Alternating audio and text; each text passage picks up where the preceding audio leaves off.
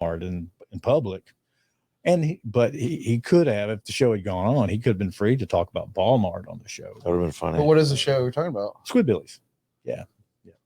Squidbillies. Yeah, he was just there for those last few episodes. So I didn't know. I would just know that every time I would get on it, whenever I was younger and watching it, it was always like yeehaw, rednecky, and then all of a sudden it switched at one point. So that makes so much sense. Yeah. I appreciate you summing that up for us. Oh, happy to.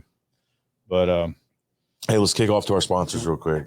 Golden Gopher Insurance. We will sell you guys insurance, homeowners, auto, commercial. And we're bringing in health in the next couple weeks. Yeah, we're excited. We got some really good places. So if you need health insurance, Medicare, Medicaid. Let's see, Loxicom, Pete Smart Jones, House. Derek Schimper. Yeah. You want a smart house, like Loxicom will go in and hell, they'll even teach you crypto. Home automation. Yeah. And then Gulf South Productions. We've got Daniel Azada and the team, staging, lighting, all your concert, special event needs. So Daniel does all the big concerts down here. So he's like super serious about his work. So when you like at the Coliseum, when they have like co-hosts of Whiskey Myers, sure. He has like his team is like he has old school roadies that have been touring. So there's big productions. I tell you, I don't envy those people with those jobs. That's hard work. You mentally got to be on point. That's good work. Yeah. And then finally, Louis Elias for sheriff. Give our guy a quick plug real quick. Yeah. Y'all go vote. Make sure you do. It's coming up. That's the only reason. That's how you make a change. You got to vote. Right. You have to vote. Okay. I'll start it off. I gotta get some clothes for my reunion. Okay. Drinking beer with Matthew and Jordan. Hop up on the surfboard, I'm soaring. Yes, sir. All these other podcasts boring. Okay. They don't really know what we be doing. I be rocking Jordan and Matthew podcast. Catch them on every Monday and Tuesday. They gon' last. Everyone around here know that. 100 views and we show that. Give a fuck 'cause we throw that. Money coming in and everybody around here fucking know that.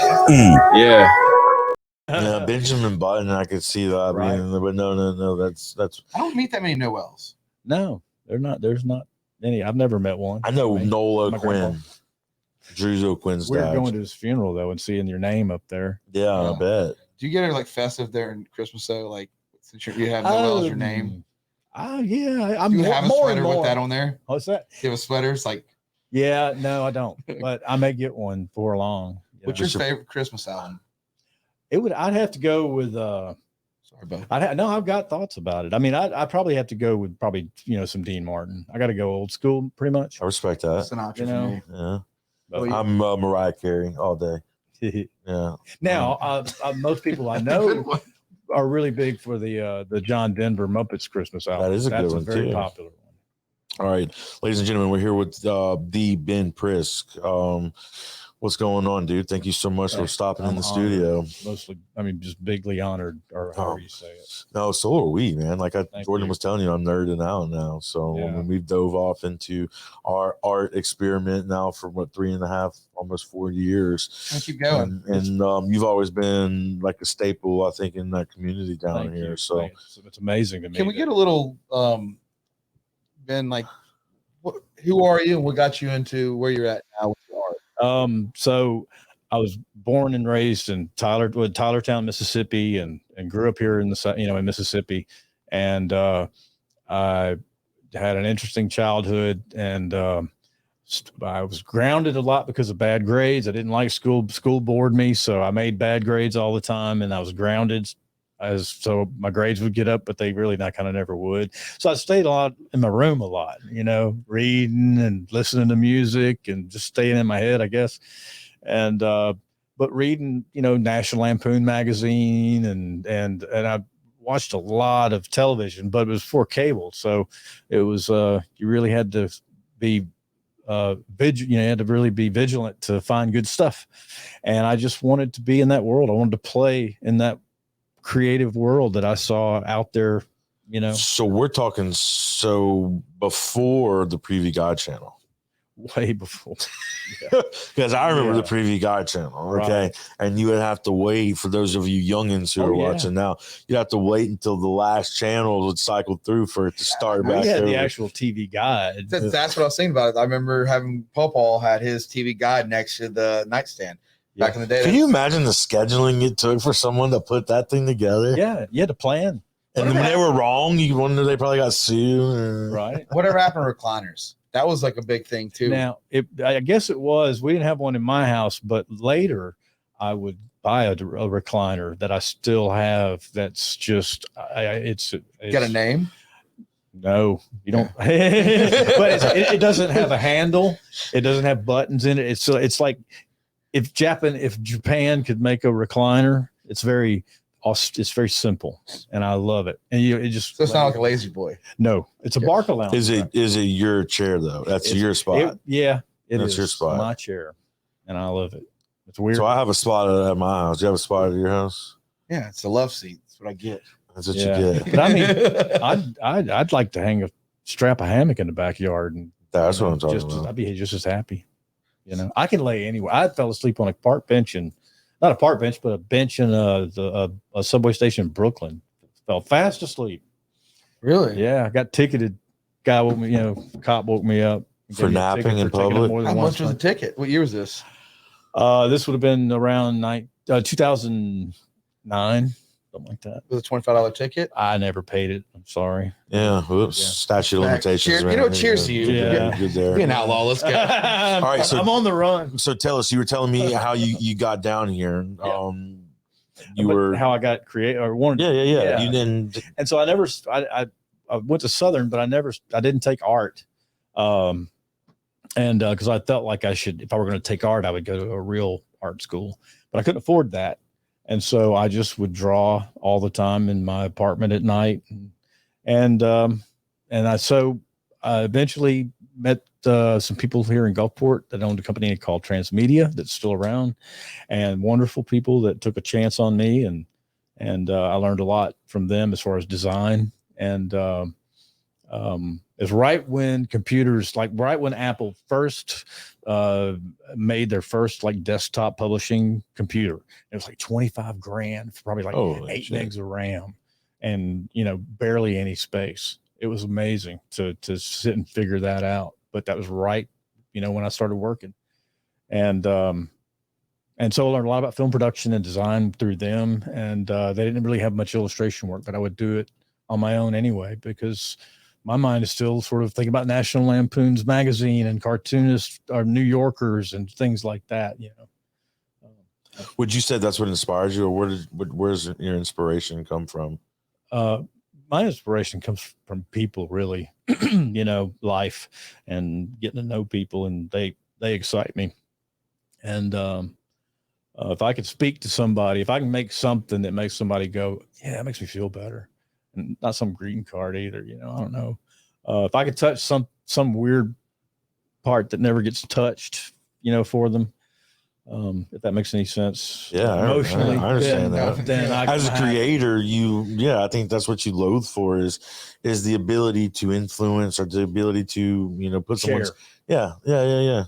I mean, you were just flipping through your sketchbook with me, which I think is amazing. Thanks. And then you were kind of showing me like your go-tos, like you said, whenever like it kind of twist off, you start to add the alphabet to it. Tell me how that came in to play. I mean, I don't always have, and the older I get, I don't, my ideas are, I don't know.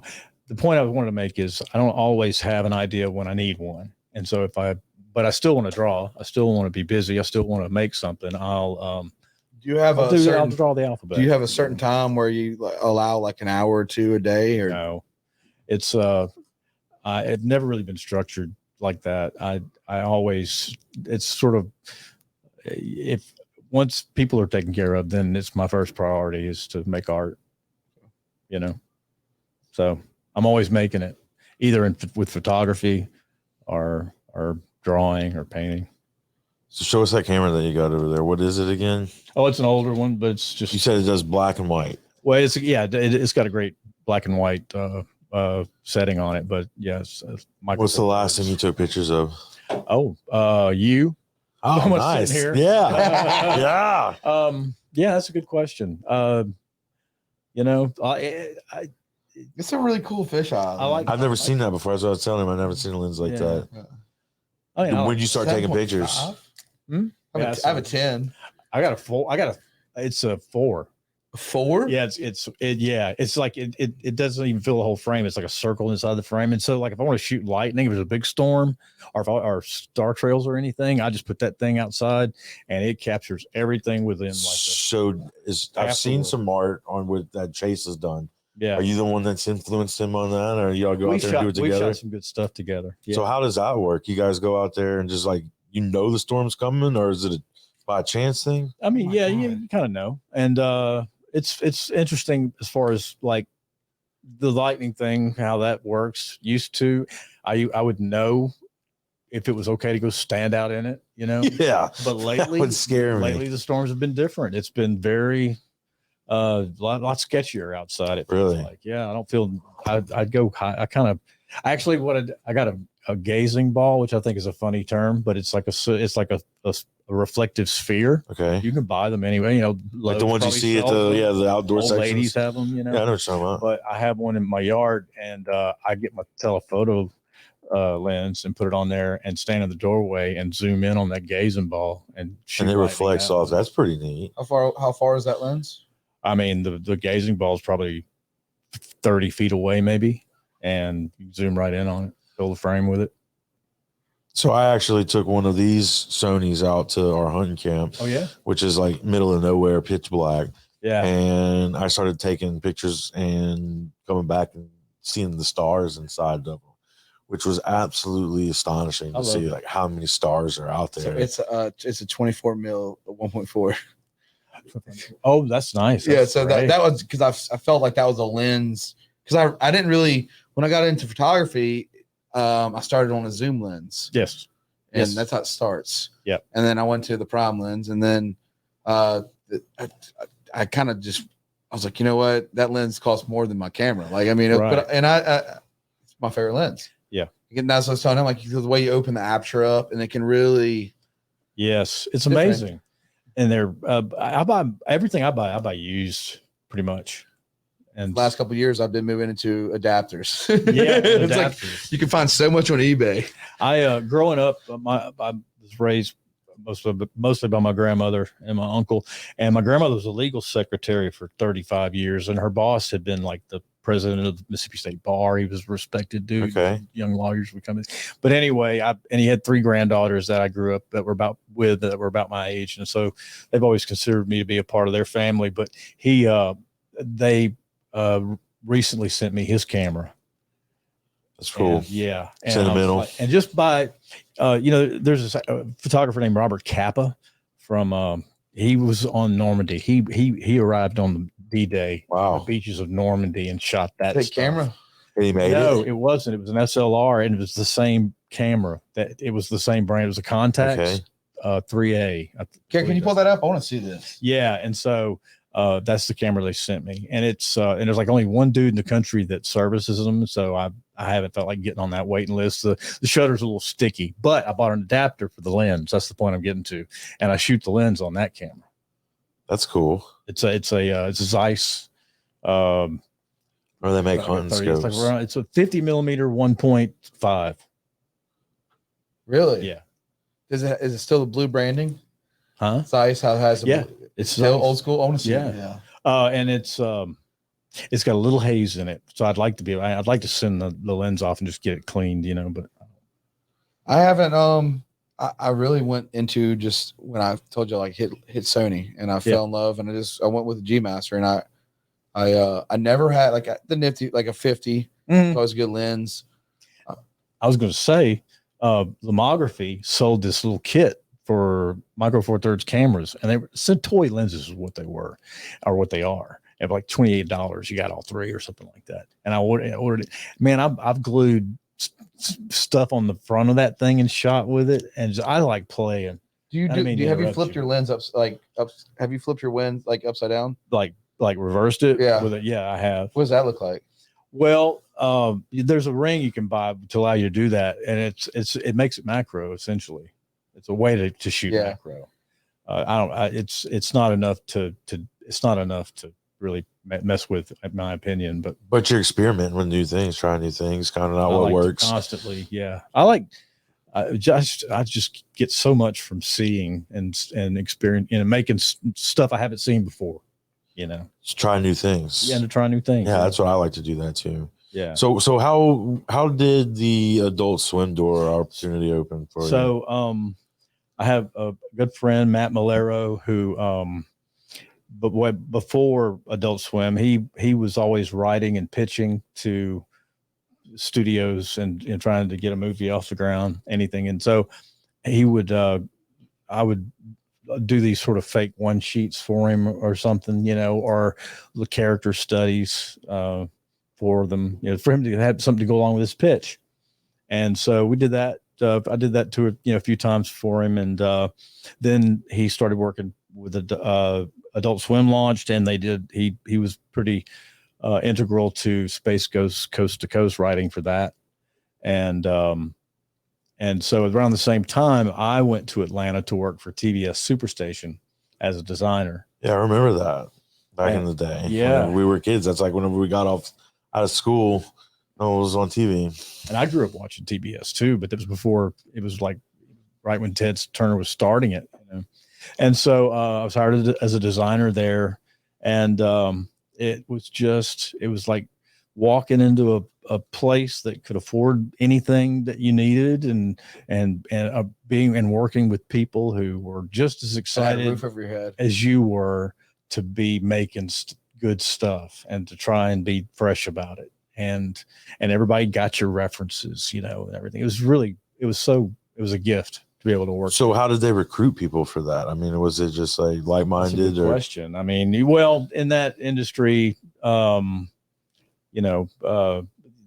guess people there, there's award winners, and you kind of can know about people, I guess. In my case, Matt suggested me, and I went to the interview and took some stupid drawings and had worked in film as a grip and that kind of thing, but had never really done any broadcast design. But I was fortunate enough to be interviewed by Pat Smith, who, while admittedly she said there was nothing in my portfolio that she could have ever used, she liked how I thought and how I, that's expressed respect myself. And so I was very lucky to have gotten her to be working for her. You said you did grips where like a film grip? But any movies you worked on? No, I really, through Transmedia, I did a lot of commercials and stuff. The only film I ever worked on down here was I was a day player for Mississippi Masala. I've never heard of Washington. And it's an interesting film, and it was, I have to check it out. Yeah, it was shot down here in Biloxi. How long ago? Garrett, pull it up. Probably around 1990. Like prime with Denzel. So and then you go to then somebody believe in you though, because I'm taking a risk on you. That was another 7 years later. I mean, I was really about to just give up. And when I interviewed with Pat, and then so in 2.5 years after she hired me, I was a creative director. Never heard of it. Oh, we need to watch it. You should watch it. It's a very refreshing plot. It's very different.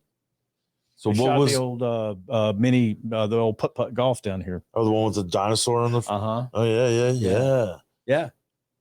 So that was one of your first on-screen experiences for a film. I was an extra one night because they needed an extra. But so are you in it? I am in the like blurry back there. Oh, nice. What scene? Do you know the scene? It's a putt golf scene, so it was just very, very limited there. That's where the Sonic was. We're talking. Yeah, and batting cage is there. And they made a big like a big cobra as one of the golf the things, and it was they only made it. They say, it's made to be temporary. That damn cobra was there for years after that. It held up. Them damn the cage roller coaster killed my back. Oh, did it? Yeah, the one that flipped. The small one always flipped. You know that one? Like it was small, but it always flipped and kept rolling. I'd always have blood. My lower back always felt it. Yeah. That's hilarious. I'm laughing Those, at your back. those places. You know what I'm the talking older, about. They were like, I do, yeah. it hurts the older so we bad. are now, man, everything hurts. Like, the like- older I've gotten, it's just designed by an exterminator or Yeah. something. yeah. You dude, wrote it's it. You a wrote it farmer. though, and like you knew you're gonna get scabs. Like you're like, yeah. Yeah. I mean, But some of the sketchiest roller coasters is the ones I love. oh yeah. Yeah. The ones that kind of shake a little. Are you a roller coaster guy? I am. I like them. Yeah, but I don't like shaking around. I like Have you ever gotten sick on a roller coaster? No. Okay, so I used to be a roller coaster guy, and I still am kind of a roller I've never coaster heard the guy. story. But me and Garrett rode some of these fair rides at the Crawfish Festival last year. Maybe it was 2 years ago, but I come out of it queasy, and I was just like, "Ooh, I don't know if I like that." Yeah, and I didn't. Wasn't it like the Graviton or Yeah, one of them. I don't remember. Gravity which Tron, one. like Tron, or Right. I don't know it. it's the one that spins over and over again. You gotta lift that one. everybody rides it. And you always And try you're to glued sit to up the wall. straight. Yeah, You try yeah, to sit up straight. It was that one. yeah. Me and John rode roller coasters at Dollywood this past Christmas. I didn't get sick from any of those, so I still am a roller coaster. I was always a big fan of two rides at carnivals. Chain link, yeah. And the and bumper cars. A big bumper car fan. Okay. I mean, they really should take that technology further and embrace I'm it. surprised they You haven't. just like running into people. I do like. Have you ever played? done What's the? Do you play video games? You ever play video games? I played Myst when it came out. I was a big Defender nut. Like the Okay. only arcade game I really excelled at and cared about was Defender. What is Defender? It was just a box arcade game, like around the time of any of the big famous ones, Pac-Man and stuff. But Defender, you had to use a lot of more fingers than the other ones, and it was real fast paced. I don't remember that one. Yeah, We're 86 babies. Yeah, this one. Arcades were a thing of the past, pretty much. Right. Tron, I like the Tron game when that first Tron came So out. for us, for me, my first experience is regular Nintendo. I remember my uncle bought it for me. Shout out, he passed away, but it was for Christmas we got a Nintendo and he got me Ninja Turtles. Oh, okay. That was the first game I ever played. Yeah. Now I had a cousin that brought over Pong, the original Pong, and we sat around and played Pong. And Atari. My dad had an Atari whenever I was a kid. And Pong was That's one of the it. games. That's the main for it. game. Like the same guy from Chuck E. Cheese. Yeah. I'm glad you brought Atari up because after I worked with Transmedia, I had a friend of mine in Hattiesburg who had a Commodore 64 or whatever, that computer.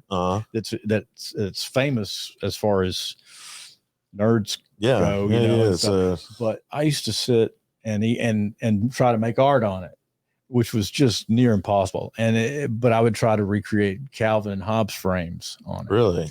Yeah. Just out of the challenge to yourself? Yes, for myself. So I remember doing the same thing, similar, but you couldn't really do a straight line Right. diagonal. Yeah. Like you had to go like up, over. Yeah, almost like an etch a sketch. Yeah.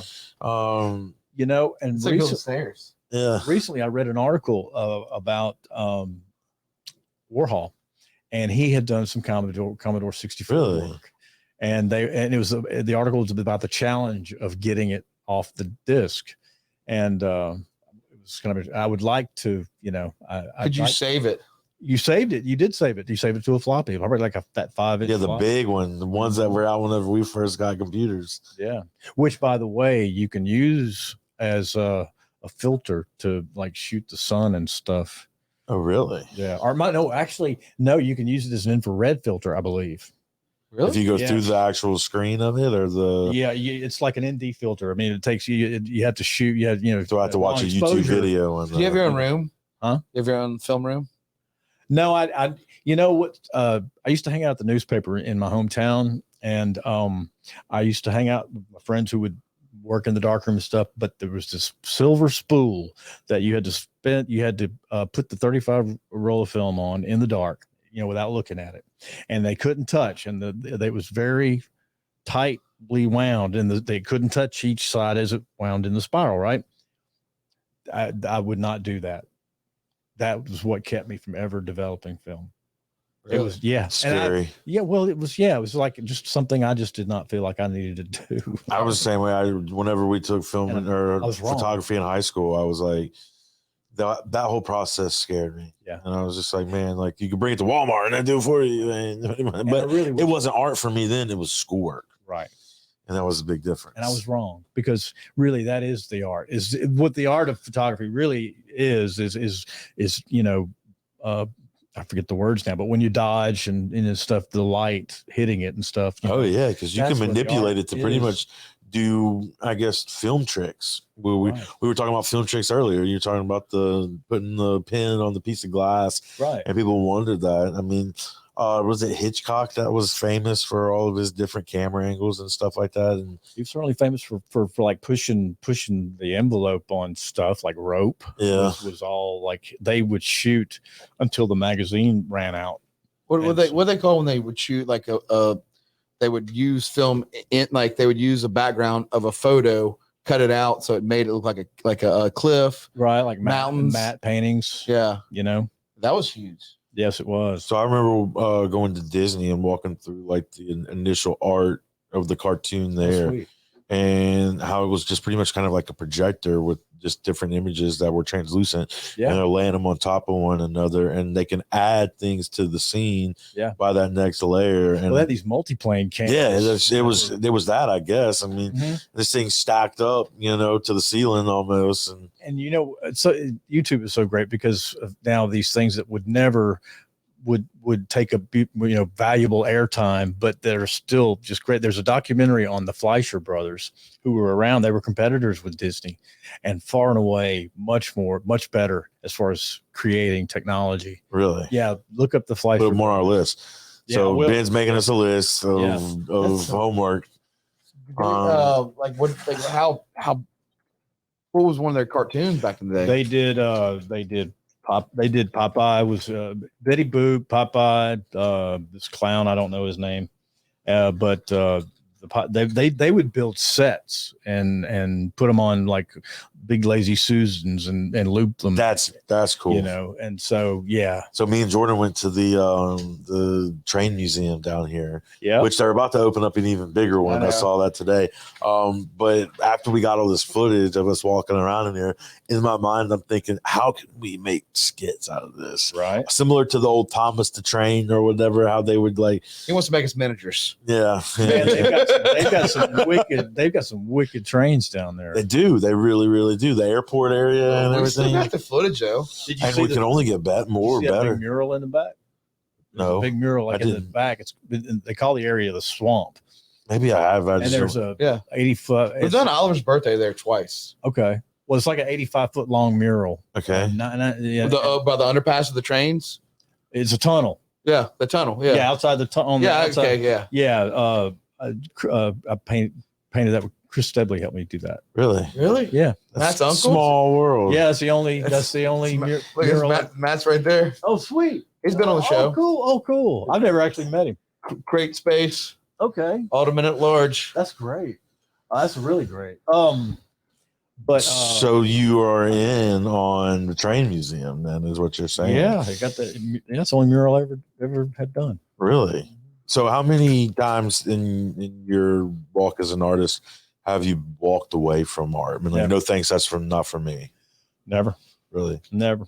I don't think I could.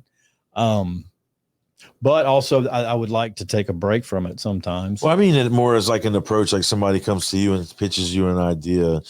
Not like, do you see yourself not being an artist, but like, so say somebody was like, hey Ben, would you want to be interested in this? Have you ever walked away from opportunities there? I mean, I've walked away from a lot of that. Because it comes down to time and money. And so big time. You have to be practical. Yeah. And so what's your passion project now? Like, that's a great question, and one that I don't get asked enough because I don't ever think about. I don't have a passion project. Let's start one. Right? Let's start one. I mean, I have right. I mean, I'd love to. I mean, I have passions and things that I love to embrace conceptually and things, but we're right now like in the learning how to write stage, which is, oh man, it's easy. Is Stories it? but it's not. No. Yeah. Okay. It's not. It's not. I say it's easy, and I'm trying to tell myself I have the big problem of overthinking things. Me and Gary have talked about it numerous nights where I'm just like, but we got to do this or we got to do this first, and I'm like, no, you just got to do it. You just got to start it. Yes. And it can suck. And then, like we were saying earlier, you said people have gotten famous off their sucky art. Yes. But they just did it, you know, because what they were saying was smart, and right now I know there are great examples of because I don't write. If I wrote, I would be a cottage industry probably because I have a wide skill set. Yeah. And but I don't write, and when I do, it's more not as good, but like Mark Twainy and stuff. I don't write kids stuff. It's obtuse and too gruesome, too true, gory, too real. No, yeah. So I don't really.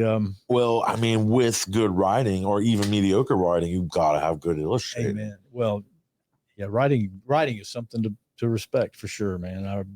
I respect y'all. So yeah, it's gonna happen. I mean, we have it's the first couple sucked. I'm not gonna lie, like me and Jordan. Did you feel like you got better? Yeah, no, 100%. So we were telling you about the cartoon that we're working on. Like every time, but I want you to see it though. Every time we've stepped it up, right? The plot's sticking. The plot it gets a little bit more intriguing and more beneficial for the viewer, in my opinion. Now, I know a lot of artists that are like, I don't care what the viewer thinks. I'm not doing it really for the viewer. I'm doing it for me. Sure. But deep down, I like to think that you want, your viewer to have a pleasant experience. Be nice to.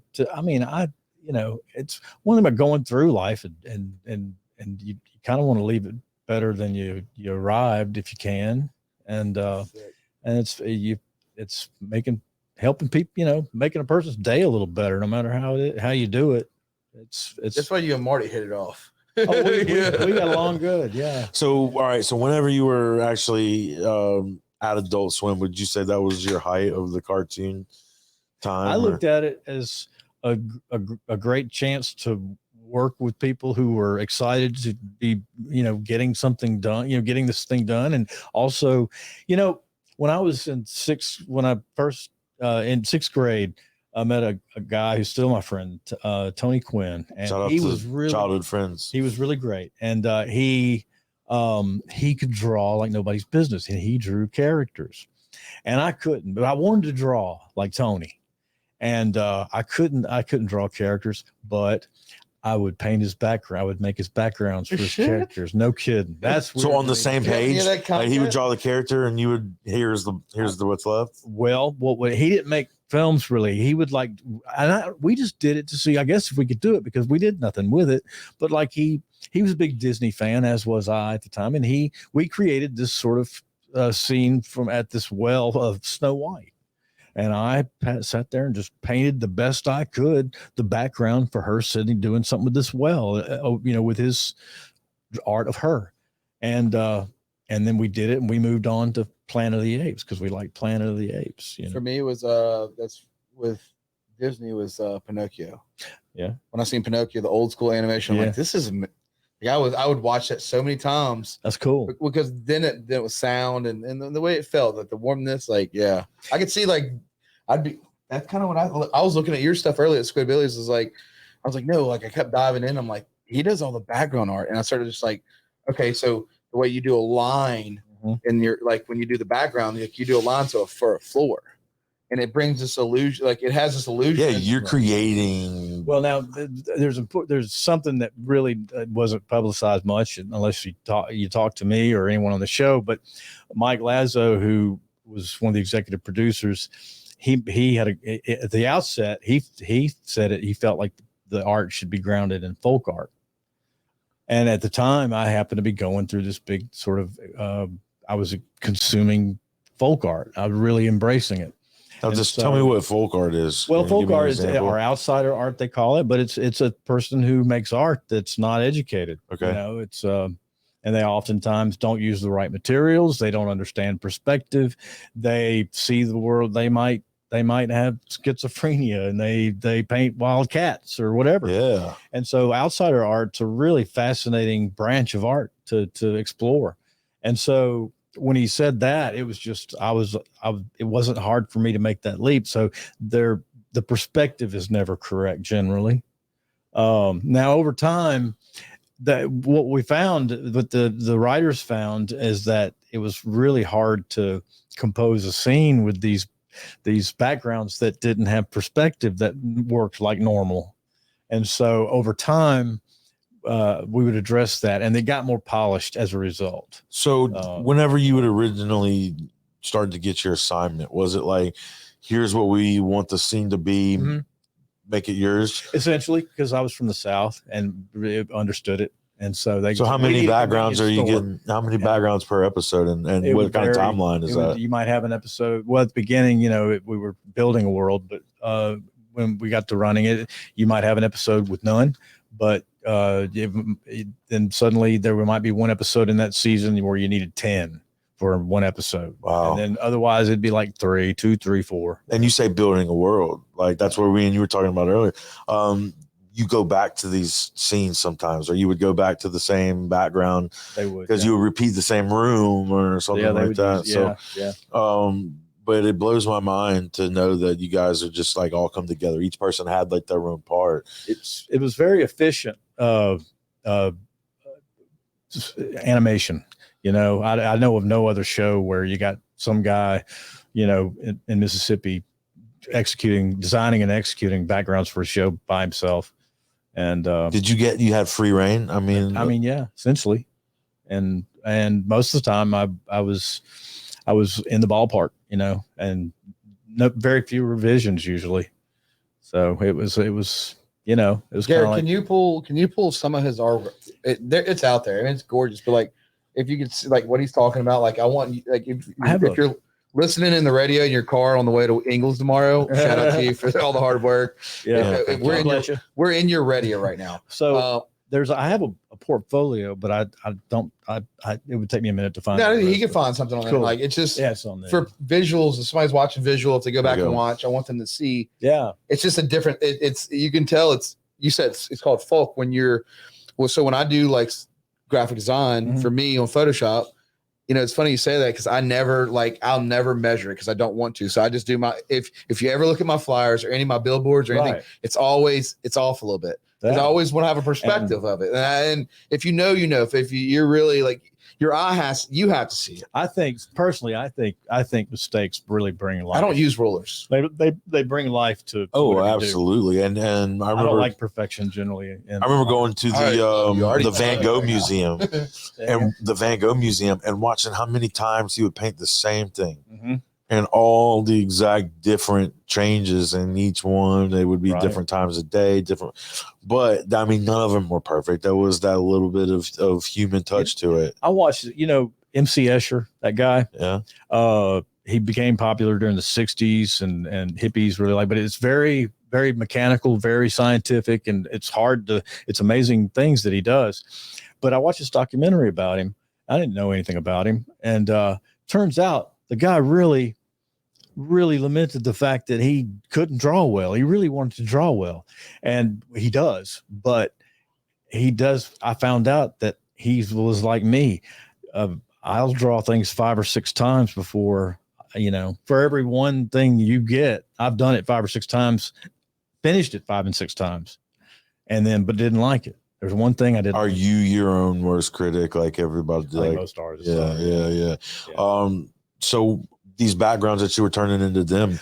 Well, that was different. That came really easy. I didn't do those 5 and 6 times. Okay. Yeah. I was going to ask. I mean, it had like it was a real free experience for me.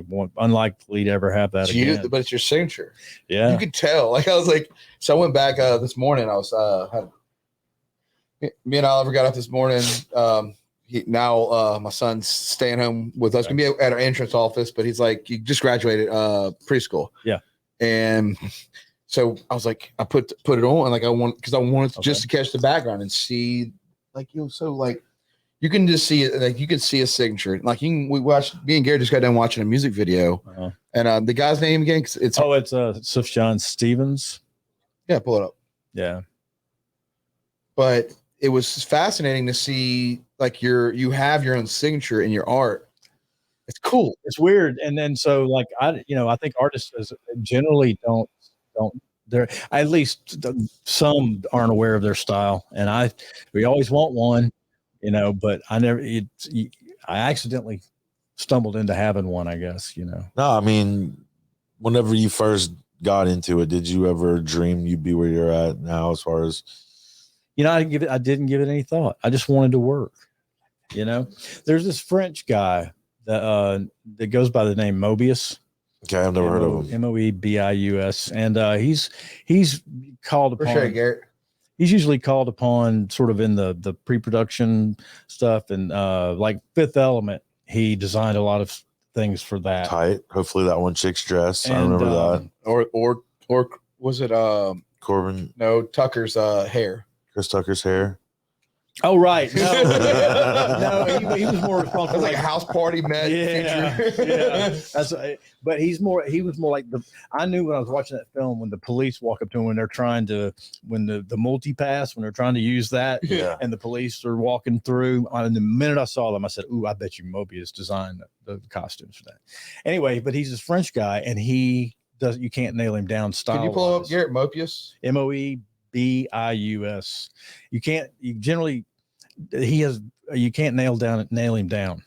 And I'm kind of that way. It's like I can do a lot of different styles, work in a lot of different. Would be defined. I mean, all right. So if you had your chances to draw anything in the world, what's your muse? So you want to draw? Oh, I couldn't answer that. I don't think. No, like I know some people just want to draw like dogs or cats. Well, I mean, I like birds a lot, but that's not what I really want to do. Whatever. I mean, I fall in love a lot. And by that, I mean, I just, today it's birds. Tomorrow it might be, a 32 deuce. Such a cool answer too, though. Like, how often do you sketch things down? Like you said, you were showing me, haven't read it yet, but you drew your dream. Oh, yeah. How often do you draw just on a blank canvas a day? Oh, every day, a lot. More and more. The older I get, the more it's like I have to do. I have to do it. Yeah. I've seen that with Marty.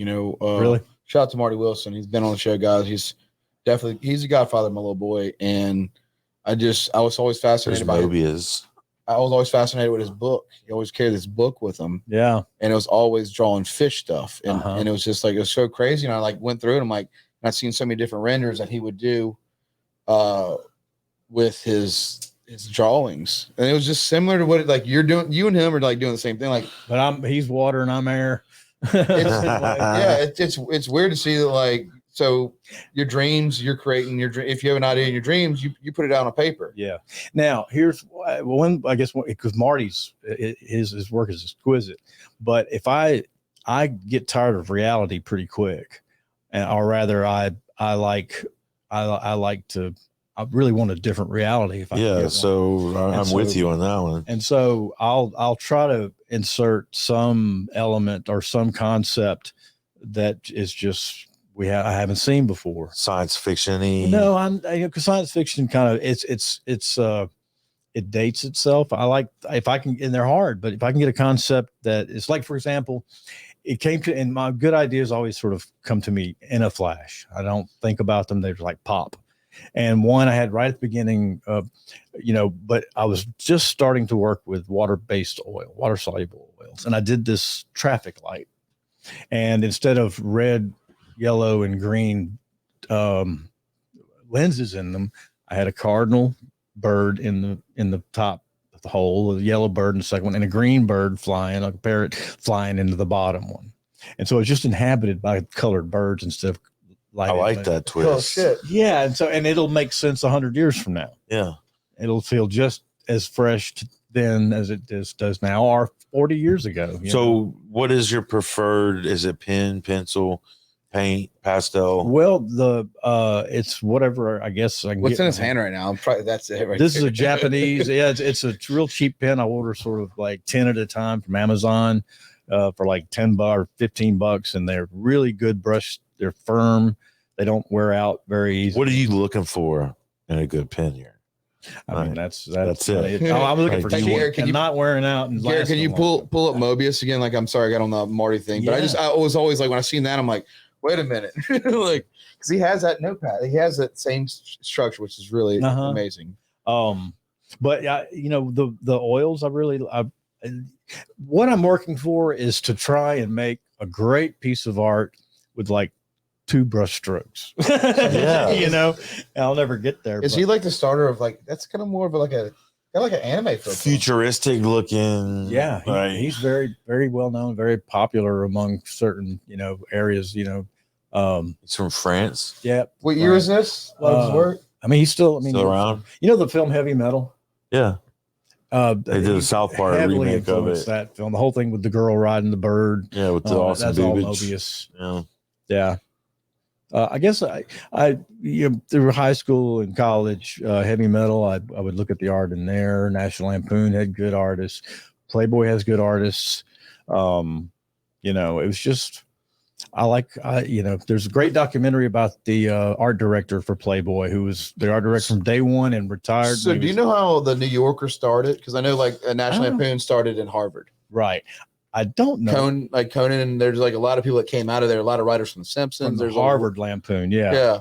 I know there was this Algonquin roundtable where like I can't, but these writers would get together and have lunch, and it was like a culture thing. But I don't know how it started. I should know, but I don't. Is there anything similar to that in the art world? I mean, with the pictures and see, the New Yorker though would hire the guy who wrote the original Shrek story and did multiple covers and did, he would draw Shrek in his own way. And I mean, they have just have employed so many brilliant artists over the years. It's really a great resource for good art.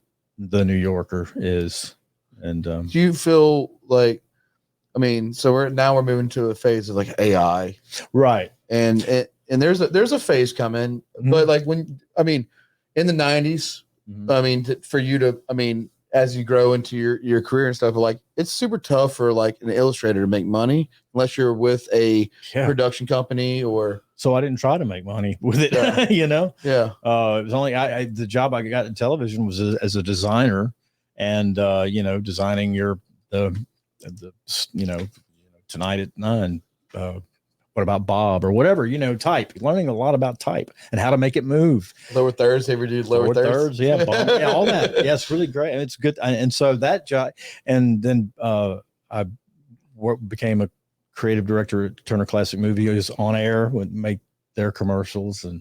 I learned a lot and really got to make a lot of great work. Did you meet any of the chimpanzees that they used to make the commercials with? I love the chimpanzees. I never got to, but I have, like when I was a kid, there was a show called Lancelot Link, and I just couldn't get, and they would make them talk, but I couldn't get enough of Lancelot Link. So, but yeah, I never met them. I met Tony Curtis. That's neat. Yeah. Did you ever work on a production intro? He's a chimp, huh? Like a production intro, like an open for the production company. No, like it's they've always been their like production thing. Well, you mean like that movie intro or whatever, or like Paramount? Like that, yeah. Like the Lion. Right. No, never did one of those. I don't think. No, I don't think it. No, never did. But that's a good Pixar. That would be a good project. Like I interviewed at Pixar. And it was now. When did Steve Jobs? Pixar. How long has Pixar been around? Pixar. It was originally started at ILM. And then he got rid of Industrial Light and Magic. Okay. George Lucas owned it. They did all of Star Wars and everything. And then he sort of sold the company. Well, he sold that sort of pre-Pixar division or whatever to Steve Jobs, because you had Ed Catmull and John Lasseter, and these guys really inventing a lot of technology that George Lucas had no desire to have. So could you take us on a VR experience of your first interview at Pixar? It's very interesting in that there used to be this convention for it's called SIGGRAPH, and it was where computer people would go and look at the newest computer animation and stuff. So like Comic-Con for exactly. And so one year it was in New Orleans, and I took some of my the work I'd done with Matt Malero. He had done this script called, I can't remember what it was called, but there are all these bugs and like ride motorcycles and stuff that I had drawn. And I showed them the work. And I also showed them this reel of computer animation, bad, but it was, at least they knew I could understand computer animation. And I went and met with, some Pixar people in a room over there. And they said, well, hey, we'll be in touch. And so they eventually flew me out, and a recruiter from them would contact me, and we set it all up. Anyway, they flew me out, and it was right after Toy Story 1 had come out. It was before Bug's Life. And I went and had my meeting in the Woody boardroom. They had a Woody they had 2 boardrooms. And that's pretty cool though. Yeah, it was great. And so I was sitting at a table with, I don't know, 6 to 8 people, and ran down what I knew and everything. And they're all nodding their heads and going, you would fit right in. This is great, blah, blah, blah, blah, blah. And then they said, has BZ seen his work? And they're all going, no, I don't think she has. And so this person named BZ comes in, turns it 180 degrees around and says, thanks, but no thanks. And I left. And that was it. That was the end of my Pixar story. It was frustrating and sort of, at the time it felt abusive at the time. Yeah. Rejection. This is the mountain. What year is this? This would have been around 96. Garrett, find BZ. I looked her up years later. I looked her up, and she never worked on anything else, I don't think. No, that was probably the last mistake she made there. From what little analysis I've done of myself and my own career, the forces of the universe have been very nice to me. Well, I think everything happens for a reason. I live my life that way. Yep. And maybe your best is yet to come. Maybe we're still working on it. If you text me and ask me how if you want me to not return a text me and ask me how I'm doing. Yeah. Because that's just an odd answer. I'm going to give sort of on the fly. It's not a bad answer. It's just not one. I just don't want to say, good, how are you? Yeah. And I love that. I'm more meet me here. Let's do something else. So, but I was trying to, I've got one of those sitting in my inbox now. How the heck are you? And I'm like, I haven't responded. So a week old. And I kind of want to say, well, if I were Jethro Tull, it's the 80s, and I'm about to put out a shitty album, but it's going to be before my really good album. I threw Jethro Tull out there. It could be any band. Yeah, don't knock him. I was looking for an analogy, and a band analogy. But you're still. You feel what you love, like when you create, your art, whether it's photography, riding your bike. You're right. Ava, your daughter, is now an upcoming artist. And that's things we will plug you on this show because you need to discover these people. Thanks. But I love the fact that you're like, you know what? Because you're going to have your good years, your bad. We all go through it. Yeah. It's hard. Creativity's hard. Well, you just got through doing this book. I didn't mean to talk over you. No, the Call of the Rooster book. Yeah. That's huge. So I gotta go pee. Yeah, let's Garrett, show us some Call of the Rooster here. Awesome. Thanks. Tell us, were you approached by someone for this? Yes, the lady Chelsea Prince moved to. She and her family moved here from Stockton, California, and they moved here during the lockdown, and so they were kind of driving around this ghost town. But the rooster was here, and so she got to observing this guy, and she, really, and she has children, and she kind of started making up scenarios, and he really was kind of an interesting bird. Yeah. And that did stuff you could watch. And so, she put the story. And so she put out a call on social media. Does anybody know anybody, an artist? And a few people mentioned me. And so I met her, and I was really excited to help her. And I felt like I'd been asked a lot to do a book, and I never had. And that was your first one? Yeah. And so wow. I felt like I should get off. Put that under your belt. And help her, and I like. I love the art from it. I think it was really. Yeah, it was good art. I love the art from it. Man. It was a challenge. I never had done something where, you got to do 30 pictures where, like a comic strip. I mean, I was a big, Calvin and Hobbes fan, and just having characters that are consistent and have their own personality, that's a huge feat, you know? Oh, and keeping, I guess if they're wearing a hat, the hat's got to be on it every episode, or, you know, so when you were I guess, developing the backgrounds, did they come blank, or did they come like where they can add the characters, layer them on top of them? Adult Swim, they do their, what shows that they have done in-house, they do differently than what I understand shows traditionally do, in that they'll storyboard, and which is necessary for angles and stuff and understanding blocking and everything. But they would sit in with an editor, and they would just move stills of character. You know, character walks over here, and they just get a still of the character.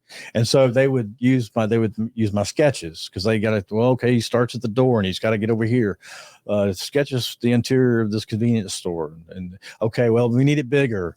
And that's where we would make any revisions, just these rough sketches. And then, so by the time they had their blocking down and the action, they understood what was going to happen. And then I would just sort of supply some extra around the edges. Some fluff. Did you ever put in like hidden messages that, no? I mean, it was always That was quick, dude. What the hell? You sold yourself in there. No, it was like, well, I mean, it was always my intention to, you know, put like initials of my kids in there or something, so I could point and go there, you know, there you go. Yeah.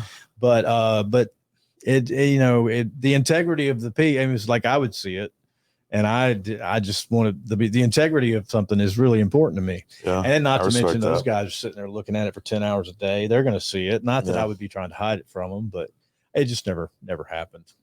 So me and Jordan have been trying to leave in little Easter eggs. Like if you go back and watch some of our earlier pods, like you can see That's things cool. that we've left laying out that make an appearance later on in the timeline I of think Kathy and Susie's kids. That's what makes life worth living. Those Yeah, things, yeah. you know? Well, those are for the real fan people who are not all just our mothers, really. The You're right. silly ones, really. So. Yeah. I would say, you know, a big part of this, I mean, and as we're on the 3 years in this, and the more we fall, for me, fall in love with the show and develop a thing is, yeah, he's right. Like we've always done like these Easter eggs, and it's like, it's opened so many doors for us.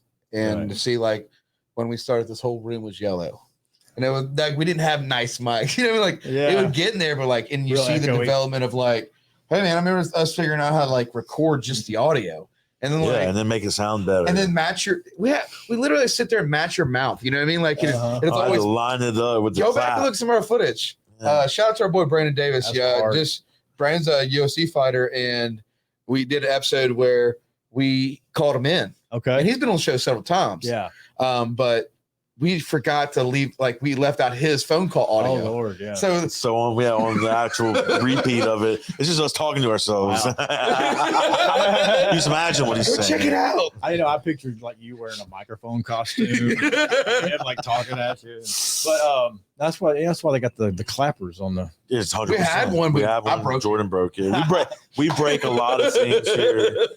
Hence the tape on our mic booms. I wouldn't Yeah. trade it, but I'll tell you right now, as If you're not abusing it, you're not using it. That's right. I mean, Amen. that's the truth. Amen. I mean, we spend a good bit of money on things, and then half the battles learn how to use it Uh-huh. after you buy it. that's Like, facts. like you just sit there and look at it, and it ain't going to do what you want it to do. So, exercise it, and then even if it sucks, put it out there, and then get better at it if it's something that you. And I think a big play on that too is like, you know, like us doing our show, like, you know, and people always ask like viewership and all this stuff. Like, you know, Right. it's not about that. It's like if you can relate to it, that person, or you start building that. And that's what we've seen in the last 3 years. Like we started building.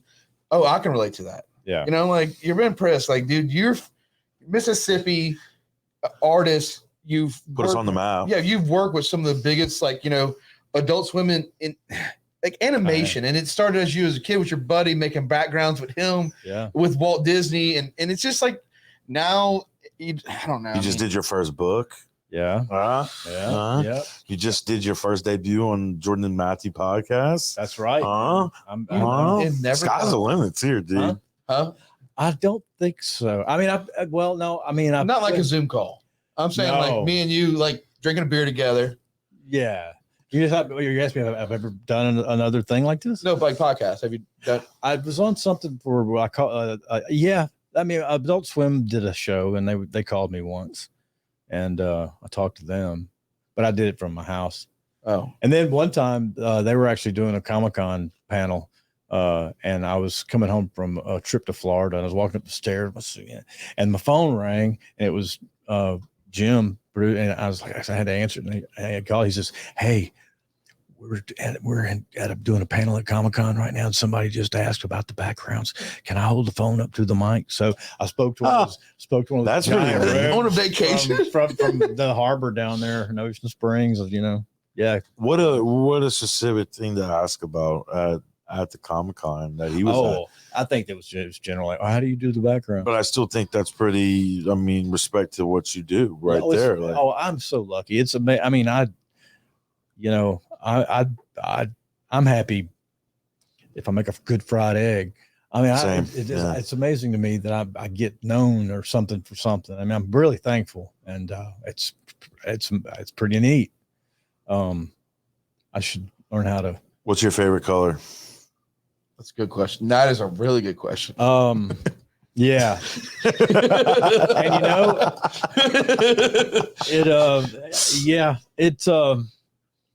it varies, of course. I mean, I generally like no color. Really? Yeah, but okay. When I was a kid, though, there was one color that that really sort of excited me a little more than the other ones. I just liked it, and it was that teal blue crayon. Flashy. Okay. But now, You're black and white. Black and white. This is what life's like. Well, and it makes whatever color you decide to introduce pop. Oh, big time. Yeah. Big time. Yeah. Oh shit. Yeah. Is that one if you go black and white on most of your drawings and then come back and add color later, or? No, and I probably should. No, you should just keep doing what you're doing. Don't let me influence it. We try it once. Still try anything once. We need once. to get Ben to make for like a local restaurant, like make a kids color chart, like the coloring book, or like the little color thing with the tic-tac-toe all on different, it. like no colors. You've done some. I love if I you talk about what would be my passion project. If I could confuse somebody, and I love that at a table for like not be able to, and just walk away and not say nothing. Having brain locked up. I just think, I don't know why. I don't know. It's kind of a practical joke. Kind of. I agree. Because there's too much. There's a whole. I got my fair share of seriousness. I don't need any more seriousness. So are you a pretty comical guy? Are you like comedy over drama? A real dry sense of humor. I can tell. I think stuff that's not funny is real funny. I would get myself into trouble. We'd go watch movies back when you did it in theaters, however long ago that was. Right. And I was the guy who would always bust out laughing whenever the movie theater was silent. And I would get in trouble for it. Right. Like whoever I was, my mom, like, you stop, that's not even funny. So I was watching the restored 70 millimeter version for the first time. I'd never seen it before. I was watching the restored 70 millimeter version of Lawrence of Arabia with Peter O'Toole in a THX theater, like designed by Dolby and shit. Best, like amazing theater. And I'm watching this film, and it goes, and like finally, after a couple hours, the music swells, and it just feels like the end. And it said intermission, and it was in Munich. I'm like probably the only American in the audience, and I just laughed real loud by myself in that theater at the sight of that word up there, because I'm that way. That's hilarious. Yeah. All right. So next call on my brother real quick. Let me call him. Yeah. He's in town from California. He actually does. He works with Toyota and stuff, but he moved to California. He worked at Waffle House down here on the coast. And from Bay St. Louis. He worked at a comic book store. He does draw. But he moved away, and went to California. He's been there for 20 years. Wow. So he's in town. He's called twice. Oh, yeah. Call him. Yeah. I told him to come over tonight. Yeah. He might just show up, but he's probably here. Anaheim. What's up, Goldie? Hey, we're on the podcast right now. You're on. Hey. Disneyland. Goldie. Mom said they're going crabbing tomorrow. Crabbing? They said Wednesday. No. I told them to go ahead, and I'll wait for the package to get here, and I'll meet them there. So they're going to go tomorrow. All right, that's fine. We'll be at the insurance office. Oh, you want me to go there? All right, look, we're on a podcast right now, live. Okay. Yeah. Okay, yeah, Kathy and Susie's Kids, best podcast ever, changed my life. When I thought about my drug addiction, I realized that I could stop doing drugs once I saw this podcast, because I realized this is what drugs do to people. Right. They make you just like the people on that podcast. Oh, okay. All right. All right, love you. Hey, bye. Bye. All right. So yeah. That's So brother. That's awesome. Yeah. always got time for fam. That's That's important. Amen. All right. So I've heard that you frequent. You can be found maybe down there Take a beer. in Ocean Springs at That I heard what? that you go down in your watering hole. Yeah, There's yeah, the yeah. grocery down in That's Ocean right. Springs. I like Here. Yeah, you hang out with Pat and those guys. Yeah. What's your favorite menu item at the grocery? For a long time, it was the wings with the sauce on all the sauces on the side, naked. So I could just dip them at my leisure. Been liking the tuna dip lately. Tuna dip. Yeah. Okay. Yeah. Mine's the burger in a bowl of gravy. Yeah. The fries I is did fire. have the country fried steak sandwich yesterday. And you get PBR for what's PBR draft right now? Too. $2. Yes. Yeah. Man, Yeah. paying you to drink that stuff. Just about. I started drinking it because I didn't have to think to order it. It's a nice label. Yeah, I haven't seen it in a while, but yeah. Yeah, I do like it. What so Johnny. Oh, very well. Sure do. Love Johnny. He used to be in a band. I don't know if he's bringing a band back. Champion Club. Every now and then. Now he's got a printing He dusts company. it off. Yeah, Champion Printing. He's an artist, man. He really is.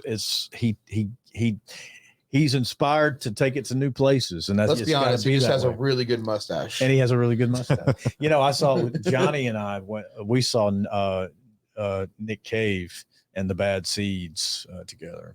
That was the last show I actually went to. But Are you big into shows? I mean, I like a show if I really care about, if I want to see them, but no, otherwise I'm indifferent. But Nick Cave and the Bad Seeds, that was a good show. Where was it at? It was in New Orleans, named after a black female singer, whatever. Is it Mahalia Jackson Theater or something? I can't remember. It's named after somebody. So, what are your words of encouragement to up and coming, inspiring artists? You really don't. I mean, don't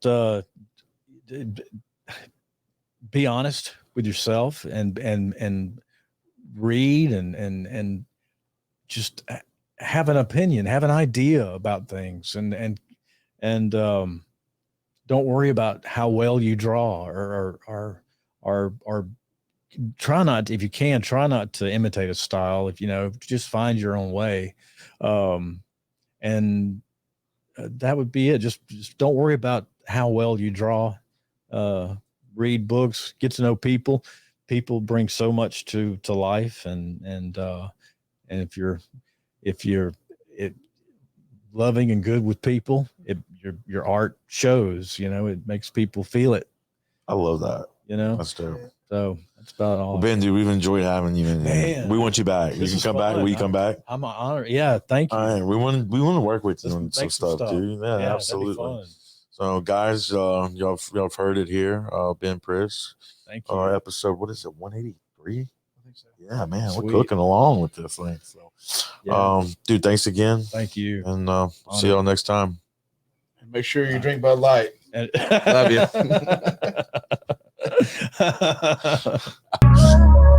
Okay.